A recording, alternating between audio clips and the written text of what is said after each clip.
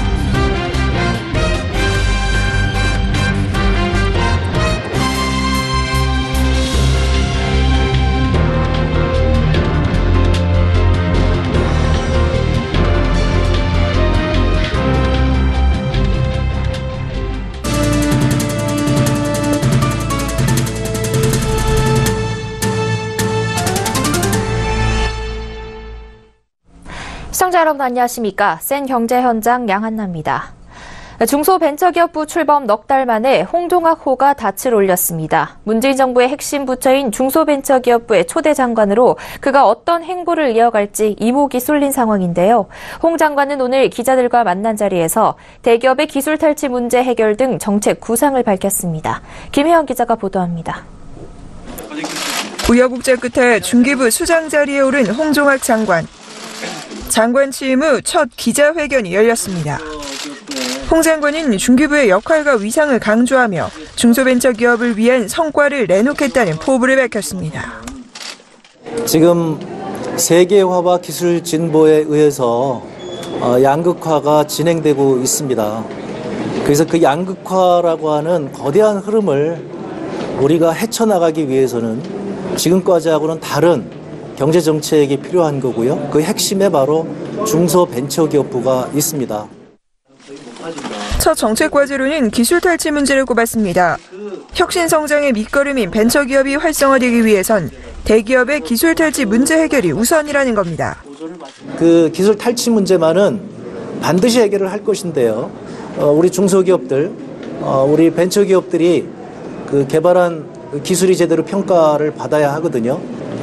이제 벤처 생태계에 혁신을 가져올 것이고 생태계 조성에 도움이 될 것이라고 저는 생각을 하고 있습니다. 홍 장관은 기술 임치제 등을 적극 활용해 구조적으로 해결하겠다는 방침입니다. 기술 임치제는 기업의 기술 자료를 제3기관에 보관해두고 기술 유출이나 특허 논란이 생겼을 때 해당 기술 자료를 활용해 기술 개발과 보유 사실을 입증해주는 제도입니다. 즉 중소벤처기업의 기술을 중기부에 신고하도록 해 보관하고 추후 대기업과 소송이 걸리면 이를 적극 활용해 기술 유출을 막겠다는 겁니다. 대기업의 인수합병 활성화도 강조했습니다. M&A를 하는 기업의 혜택을 늘려 중소벤처기업의 자금 회수 시장을 강화해야 한다는 겁니다. 또한 최대 현안으로 떠오른 근로시간 단축과 최저임금 인상과 관련해서는 중소기업과 소상공인들의 피해를 최소화할 수 있는 방안을 모색하겠다고 밝혔습니다. 중소벤처기업의 대변인이자 진정한 수호천사가 되겠다고 취임사를 밝혔던 홍종학 장관. 중기부의 수장으로 중소기업과 소상공인을 위한 실질적인 성과를 내놓을 수 있을지 기대됩니다. 서울경제TV 김혜영입니다. 아파트 시장에 이어 대표적인 수익형 부동산인 오피스텔 시장에도 공급 과잉 우려가 나오고 있습니다. 금리 인상도 예고된 상황이라 임대 수익률 하락까지 예상되고 있습니다. 정창신 기자가 보도합니다. 부동산 114 등 업계 조사에 따르면 내년 오피스텔 입주 예정 물량은 72,646실. 올해보다 52% 늘어난 물량이면서 지난 2004년 이후 최대 물량입니다. 건설사들이 분양 호황기에 아파트와 함께 오피스텔 공급도 늘린 탓입니다. 오피스텔은 월 임대료를 받아 대출이자와 청소, 유지비 등을 내고 남는 돈이 수익이 됩니다. 금리가 올라 이자 부담이 늘면 수익이 줄어드는 구조입니다. 업계에 따르면 지난달 말 오피스텔 전국 평균 수익률은 5.26%, 이 기간 서울 평균 수익률은 4.93%로 경기 인천보다 낮은 상황입니다. KB국민은행이 매달 조사하는 주택가격 동향에 따르면 서울 오피스텔 임대 수익률은 지난 7월 4.98%를 기록했습니다. 데이터를 공개한 2010년 이후 이 지역에서 처음으로 5% 수익률이 깨진 겁니다. 경기, 인천 등 수도권도 하락세를 나타내고 있어 내년쯤엔 전국 평균 수익률이 5% 이하로 떨어질 가능성도 있습니다. 입주 물량이 많으면 공실 우려가 커지는데 집주인들은 공실률을 낮추려 주변보다 월세를 싸게 내놓을 가능성이 크기 때문입니다. 여기에 금리 인상도 예고된 터라 수입은 줄고 이자 부담도 커지는 이중고에 시달릴 수 있습니다. 내년 시행되는 오피스텔 분양권 전매 규제 강화도 부담으로 작용할 예정입니다.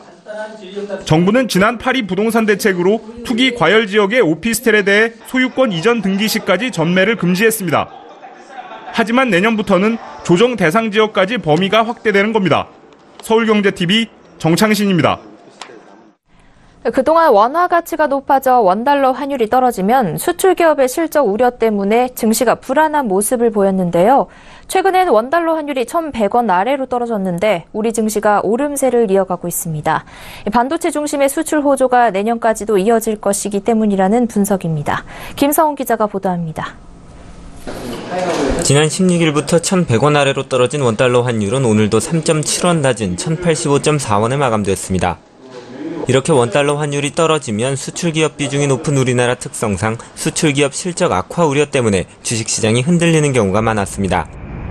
신한금융투자의 조사 결과 2012년 이후 원달러 환율이 100원 하락할 때 코스피 기업 순이익률은 1에서 1.5%포인트 떨어졌습니다.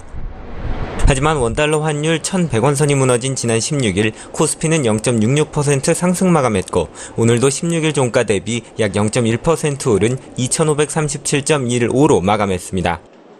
코스닥 지수도 16일 종가보다 0.2% 이상 오른 796.8로 장을 마쳤습니다. 원화 강세에도 불구하고 우리 증시가 견고한 모습을 보이는 것은 증시 기초 체력이 쌓이면서 환율보다 실질적인 수출 수요와 전망의 영향이 커졌기 때문입니다. 관세청에 따르면 이달 1일부터 20일까지의 총 수출액은 298억 달러로 1년 전보다 9.7% 늘었습니다. 내년 수출 전망도 밝습니다. 한국금융연구원은 세계 경제 회복에 힘입어 내년에도 총 수출 증가율은 오름세를 보일 것이라고 예측했습니다. 원화 강세가 이어지면서 주식 매각대에 환차익을 노린 외국인 자본이 유입되고 있는 것도 증시 상승을 견인하는 원인 중 하나입니다. 실제로 외국인은 지난 8월과 9월 각각 1조 9,967억 원, 1조 5,899억 원어치를 순매도했지만 원화값이 강세에 접어든 10월 이후엔 오늘까지 4조 8,362억 원어치를 사들였습니다. 다만 달러당 원화값이 1,150원 아래로 떨어질 때는 수출기업의 실적에 악영향을 미칠 수 있다는 분석이 나옵니다. 한국무역협회는 수출기업의 손익분기점이 되는 환율을 중소기업은 1,046원, 대기업은 1,040원으로 예상했습니다. 전문가들은 지금도 무선통신기기와 선박의 수출이 감소하고 있는 만큼 실적에 대한 주의는 필요하다고 강조했습니다. 서울경제TV 김성훈입니다.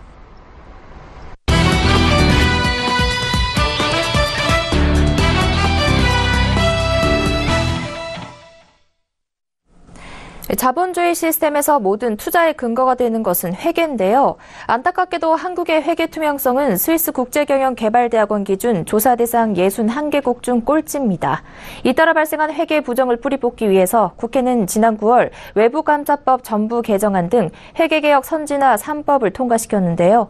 그 후속 조치를 위한 금융위원회 회계개혁 태스크포스가 다음 달까지 분야별 논의 결과를 순차적으로 발표할 예정인 가운데 오늘 첫 중간 발표를 했습니다. 어떤 내용인지 금융부 정훈규 기자와 이야기 나눠보겠습니다. 안녕하세요. 네, 안녕하십니까? 네, 정 기자, 우선 오늘 회계개혁 태스크포스가 발표를 했는데요. 이 중간 발표 내용 어떤 겁니까? 네, 우선 현재는 수주산업에만 적용되는 핵심 감사제를 전면 도입하기로 했는데요. 이는 감사인이 기업의 재무 상황뿐 아니라 경영 전반에서 핵심적으로 유의해야 할 사항이 무엇인지를 정해 집중 감사하고 그 구체적인 내용을 감사 보고서에 별도로 기재하는 겁니다. 이를테면 거래처의 채무나 노조의 파업, 또 해당 기업의 사업에 영향을 미칠 만한 특허 만료 등 재무제표만으로는 알기 어려운 내용을 감사보고서 앞부분 별도 기재란에 적도록 한 것인데요. 그간 감사인의 역할이 왜곡된 재무제표 정정에 그치다 보니 재무제표 작성만 회계처리 기준에 따라 잘 돼 있으면 실제 회사 사정과는 별개로 감사보고서는 별탈 없이 지나가는 경우가 많았습니다. 일례로 2014 회계연도에 약 1,800개 회사가 감사의견 적정을 받았는데 이후 2년간 이 중 약 3%인 50개 회사가 상장 폐지됐습니다. 이 때문에 회사의 위험 요인이 감사보고서를 통해 잘 드러나도록 감사인의 책임과 의무를 강화한 겁니다. 또 충분한 감사 시간이 투입될 수 있도록 외부 감사를 받는 모든 기업에 표준 감사 시간제를 적용하기로 했는데요. 표준 시간은 회계법인과 대한상의 등 이해관계자들로 구성된 위원회가 결정하고 제도 이행력 확보 차원에서 징계 기준도 마련할 계획입니다. 또 끝으로 분식회계 등 경영진의 부당 요구에 대한 회계 담당 직원의 책임성을 높이기 위해서 내년 상반기부터는 상장사 회계 담당자 실명제도 시행될 예정입니다. 네. 회사 내부 담당자와 외부 감사인 모두 책임과 역할을 강화한다는 얘기인데요. 이번 발표가 중간 발표라고 했는데 그렇다면 앞으로 나올 내용은 어떤 것들이 있습니까? 네, 태스크포스는 회계 투명성을 실질적으로 높이기 위한 10가지 과제를 선정해서 논의를 하는 중인데요. 내일 4차 회의가 예정돼 있고 다음 달까지 격주 단위로 회의를 개최해서 논의가 마무리된 과제별로 발표를 해나갈 계획입니다. 금융위는 지금까지 10개 추진 과제 중 4건을 논의했고 아직 남은 6건도 연내 마무리하겠다고 밝혔는데요. 이미 논의를 시작한 4건 중 오늘 발표는 3건만 이루어졌습니다. 발표되지 못한 한 건은 기업이 외부 감사를 받을 때 금융당국이 회계법인을 지정해주는 지정감사제와 관련된 것인데요. 먼저 발표한 3건에 비해 그만큼 결론 내리기가 쉽지 않은 상황임을 짐작할 수 있습니다. 이 밖에 내일 4차 회의에서는 기업들의 내부 통제 실효성을 높이기 위한 내부 회계관리제도 개선 등이 다뤄지고 다음 달에는 분식액 20% 내에서 상한없이 과징금을 부과하는 방안 등이 논의될 예정입니다. 네, 이 지정감사제는 회계 투명성을 높이는 방안의 핵심으로 알고 있는데요. 논의가 어려운 이유는 뭡니까? 네, 지정감사제는 상장사가 6년 동안 감사인을 자유롭게 지정하고 그 이후에 3년 동안에는 증선위에서 지정해주는 회계법인의 감사를 받는 것인데요. 구체적인 방안에 대해 기업과 회계업계 또 대형과 중소형 회계업계 간 이해관계가 얽혀있는 상황입니다. 애초 정부는 회사가 원하는 회계법인 3곳 중 한 곳을 당국이 정하는 선택 지정제를 추진하려고 했었는데 회계 투명성에 대한 요구가 강해지면서 지정감사제로 강화하고 예외 요건을 달았습니다. 6년간 증선위 감리 결과 회계기준 위반이 발견되지 않아 회계 처리의 신뢰성이 양호한 경우로 대통령령으로 정한 회사는 예외라는 건데요. 이 회계 처리의 신뢰성이 양호한 경우라는 기준이 모호하다 보니까 기업들은 이를 폭넓게 적용해달라고 요구하고 있습니다. 감사 비용 증가도 부담이지만 지정감사제가 없는 해외에서는 감사인이 지정된 것 자체가 문제가 있는 기업으로 보일 수 있고 기업의 해외 진출을 가로막을 수 있다는 논리인데요. 반면 회계업계는 감사 비용 증가보다 회계 투명성을 높여 얻는 이득이 더 크고 예외 조항을 폭넓게 한다면 지정감사제를 도입하는 의미가 없다는 입장입니다. 회계업계 내부적으로는 지정감사제가 대형 회계법인만 배불리고 중소회계법인들을 더 어렵게 할 수 있다는 우려가 나오고 있는데요. 금융위원회는 자산 규모가 큰 회사를 지정받은 회계법인은 지정감사인 선정 때 후순위 배치하는 등 형평성을 고려한 방안을 논의하고 있다고 설명했습니다. 네, 지금까지 감사제도 개혁의 영향에 대해 정훈규 기자와 이야기 나눠봤습니다. 고맙습니다. 네, 감사합니다.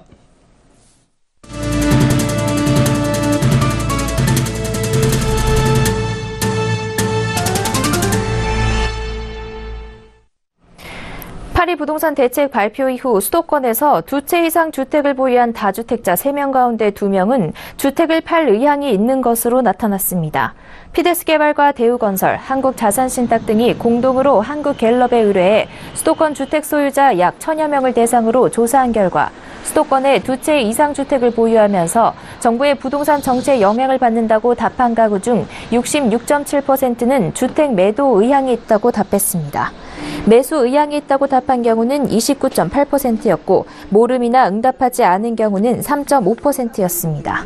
한편 8.2 대책과 9.5 대책 이후 어떤 상품에 투자할 계획인지 묻는 질문에는 예적금이 75.7%로 가장 많았고 다음은 주식과 펀드가 각각 19.6%로 뒤를 이었습니다. 부동산은 15.7%로 4위를 차지했습니다. 현재 투자 상품을 묻는 질문에는 부동산이 2위로 조사돼 부동산 대책 이후 부동산 투자에 대한 선호도가 하락한 것으로 풀이됩니다. 이번 설문조사팀 관계자는 2005년부터 같은 조사를 실시해왔는데 올해가 주택 매도 의향 등 전반적으로 큰 폭의 변화가 나타났다며 주택 관련 수요가 급변하고 있어 수요에 맞는 맞춤형 주거 상품 개발이 필요한 시점이라고 말했습니다. 자동차 엔진용 피스톤 제조업체 동양피스톤이 글로벌 선도업체로 발돋움하겠다는 계획을 밝혔습니다. 다음 달 8일 코스피 상장 예정인 동양피스톤은 1967년 설립된 국내 유일의 피스톤 제조 전문 기업입니다. 일반 승용 차량은 물론 대형 굴착기, 군용 탱크 등 특수차까지 아우르는 제품군을 보유 중인 동양피스톤은 현재 국내 점유율 1위, 세계 시장 점유율 4위를 기록하고 있습니다.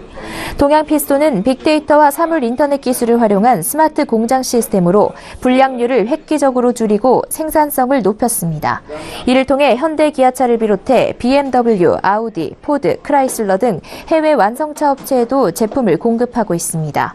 동양피스톤의 작년 매출액은 3천억 원에 달하며 최근 3년간 연평균 영업이익 증가율은 20%가 넘습니다.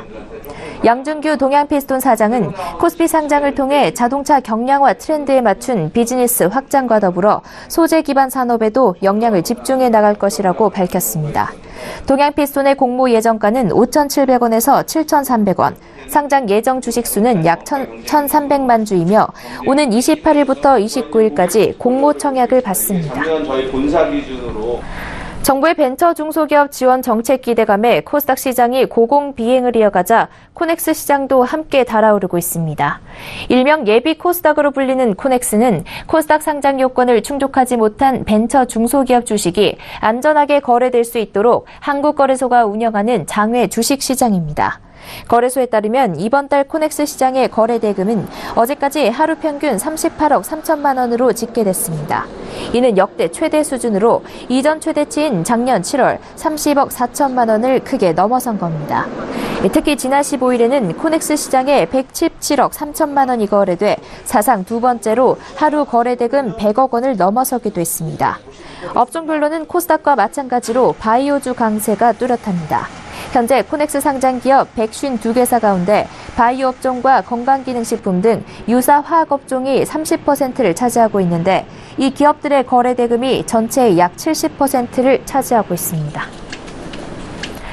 산업통상자원부에 따르면 미국은 지난 2013년 한국산 세탁기에 부과한 반덤핑 관세가 협정 위반이라고 판단한 WTO 분쟁 해결기구 판정에도 불구하고 여전히 반덤핑 관세를 부과하고 있습니다. 미국은 2013년 2월 삼성전자와 LG전자가 한국에서 만들어 수출한 세탁기에 10% 안팎의 반덤핑 상계 관세를 부과했습니다. 정부는 이에 같은 해 8월 WTO의 협정 위반이라며 제소했고 미국의 상소로 2차 심리까지 간 끝에 작년 9월 한국이 최종 승소했습니다. WTO는 미국의 분쟁 당사국에 허용되는 최대 이행기간인 15개월을 줬고 이 기한은 올해 12월 26일까지입니다. 이에 정부는 미국이 올해 안으로 관세를 철회해야 한다고 촉구했습니다. 그런데 업계 관계자는 WTO에서 승소했지만 4년이라는 시간이 지나도록 관세가 완전히 해결되지 않았고 그 사이 삼성은 국내 생산을 포기했다며 WTO 제소는 사후 조치일 뿐이고 적극적인 사전 대응이 필요하다고 지적했습니다. 롯데홈쇼핑으로부터 3억여 원의 뇌물을 수수하는 등 수억 원대 금품 비리 혐의를 받는 전병헌 전 청와대 정무수석비서관의 구속 여부가 이르면 내일 밤 결정됩니다. 법원에 따르면 서울중앙지법 강부영 영장 전담 판사는 내일 오전 10시 30분 전 수석의 구속 전 피의자 신문을 열어 구속의 필요성 등을 심리합니다. 전 전 수석은 자신이 회장 명예회장을 지내며 지배력을 행사한 한국 e스포츠협회에 2015년 7월 롯데홈쇼핑이 3억 3천만 원의 후원금을 내게 한 의혹을 받고 있습니다. 또 롯데홈쇼핑이 제공한 500만 원대의 무기명 선불카드를 가족이 쓰게 하고 롯데의 제주도 고급 리조트에서 수백만 원대 공짜 숙박을 한 혐의도 있습니다. 법원의 구속 여부 결정은 이르면 내일 밤, 늦으면 25일 새벽 나올 것으로 예상됩니다. 문재인 정부 출범 이후 여권 고위 관계자가 부패 혐의로 구속 갈림길에 서게 된 것은 이번이 처음으로 전 전 수석은 검찰 수사가 자신을 향하자 이달 16일 정무수석직을 사임했습니다. 금융감독원이 주택담보대출 변동금리의 기준이 되는 코픽스 오류와 관련해 원인을 제공한 KB하나은행에 대한 현장 검사에 착수합니다. 최영식 금융감독원장은 오늘 외신기자 간담회에서 오류 발생 원인과 대응 과정, 내부 통제 시스템 등을 철저히 규명하고 관련 책임을 엄격히 물을 계획이라며 이같이 밝혔습니다. 은행연합회는 지난 2015년 4월 신규 취급액 기준 코픽스가 실제보다 0.01%포인트 높게 잘못 산출됐다며 어제 오후 정정 고시를 냈습니다. 은행들이 고객들에게 더 받은 대출 이자는 7개 대형 은행에서만 12억 원이 넘는 것으로 추산됩니다. 금감원은 은행들이 피해 고객에게 다음 달 중 대출이자의 과다 수치분을 통지하고 환급하도록 했습니다. 코픽스는 은행연합회가 8개 은행이 제공한 정보를 기초로 산출하는 은행의 가중평균 작은 조달 비용 지수로 이번 오류는 하나은행이 일부 정기예금 금리를 높게 입력해 발생한 것으로 알려졌습니다. 경찰은 대학 수학능력시험을 마치고 해방감에 들뜬 수험생들이 탈선하지 않도록 예방활동에 만전을 기하겠다고 밝혔습니다. 특히 서울 강남역과 홍대 입구역, 잠실 인근 등 유흥업소가 밀집한 번화가는 집중 순찰해 사건, 사고에 대응할 예정입니다. 정부는 어제부터 오늘까지 이틀간 진행한 지출구조 개혁단 회의를 통해 일자리 사업의 성과를 평가해 등급이 낮으면 예산을 삭감하거나 폐지키로 했습니다. 정부는 올해 기준 24개 부처가 17조 원 규모의 예산을 투입해 185개에 달하는 일자리 사업을 하고 있습니다. 북한은 지난 13일 북한군 병사 귀순 사건 이후 판문점 공동경비구역의 경비병력을 모두 교체한 것으로 알려졌습니다. 경비병력을 교체한 것으로 미뤄 지휘관 등 간부들도 모두 문책당한 것으로 관측됩니다. 보험연구원이 전국 성인 남녀 2천여 명을 대상으로 노후 생활자금 마련에 대한 설문을 진행한 결과 응답자의 78.5%가 재취업이 필요하다고 답했습니다.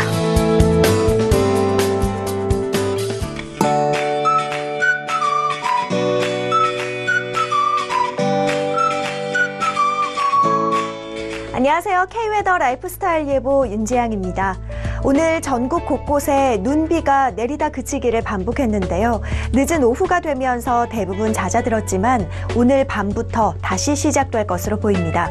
우리나라 북서쪽에서 다가오는 구름대가 비교적 따뜻한 서해상을 지나면서 더욱 발달하며 유입되겠는데요. 경기 서해안과 충청남도는 오늘 밤부터, 서울을 포함한 서쪽 지방은 내일 새벽부터 눈이나 비가 내리겠고요. 늦은 오후에는 대부분 그치겠습니다. 경기 서해안과 경기 남부, 강원 산지와 영서 남부, 충청도에 3에서 8cm, 그 밖에 서울 경기와 강원 영서, 전라북도는 1에서 3cm 쌓일 것으로 보이는데요. 지면 온도가 낮아 내린 눈이나 비가 얼면서 도로가 미끄러운 곳이 많겠습니다. 내일은 북쪽을 지나는 기압골의 영향을 받다 점차 벗어나겠습니다. 서쪽 지방을 중심으로 눈비가 내리는 반면 동쪽 지방은 건조한 날씨가 계속되겠습니다. 자세한 지역별 날씨는 나절 예보로 알아보겠습니다. 중부지방 눈이나 비가 내린 뒤 늦은 오후에 점차 그치겠습니다. 기온은 오늘과 비슷하겠습니다. 동해안 지방 구름 많겠고 바람이 강하겠습니다. 울릉도 독도에는 종일 눈이나 비가 오겠습니다. 호남과 제주도에도 눈이나 비가 오겠고 영남 지방은 구름 많은 가운데 대기가 무척 건조하겠습니다. 서해와 동해상에는 눈이나 비가 내리겠고요. 물결이 최고 4m로 매우 높게 일겠습니다. 주말에도 눈비 소식이 있습니다. 토요일은 중부지방에, 일요일은 전국에 눈이나 비가 오겠습니다. 주말 계획에 참고하시기 바랍니다. 날씨였습니다. 센 경제 현장 여기까지입니다. 시청해주신 여러분 고맙습니다.